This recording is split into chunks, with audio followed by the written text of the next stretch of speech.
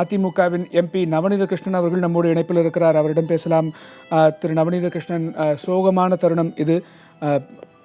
முதலமைச்சர் ஜெயலலிதா தற்போது நம்முடன் இல்லை. இந்த தருணத்தில் நீங்கள் பகிர்ந்து கொள்ள விரும்பும் செய்திகள் என்ன?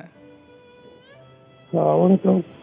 மாண்புமிகு முதல்வர் அம்மா அவர்களை போன்று உலகத்திலேயே ஏழைகளுக்காக இரவும் பகலும் பாராமல் உழைத்த தலைவர் வேறு எங்குமே கிடையாது. ஏழைகளுக்கு நல்ல கல்வி வழங்க வேண்டும், நல்ல உணவு வழங்க வேண்டும், அவர்களுடைய வாழ்க்கை தரம் மேம்பட வேண்டும் என்று குறிப்பாக தமிழகத்தினுடைய ஒவ்வொரு குடிமகனும் நல்ல கல்வியும் நல்ல வாழ்க்கையும் அவர்கள் பெற வேண்டும் என்று மாண்புமிகு அம்மா அவர்கள் இரவும் அயராது உழைத்தார்கள்.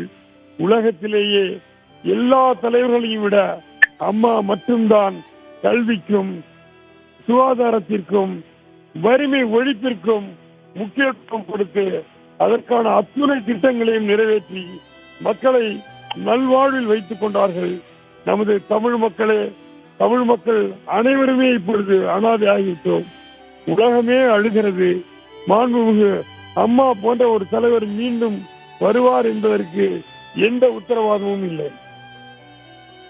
அவருடைய கனவுகளை நிறைவேற்றும் விதத்தில் அதிமுகவை சேர்ந்த நிர்வாகிகள் அனைவரும் எந்த அளவில் தற்போது உறுதிமொழி பூண்டிருக்கிறீர்கள்? அது பற்றி எங்களோடு பகிர்ந்து கொள்ள முடியுமா? நிச்சயமாக அம்மா வழி நடந்து அம்மாவிற்கு நல்ல பெயரையும் அவருடைய புகழையும் காத்து நிற்போம்.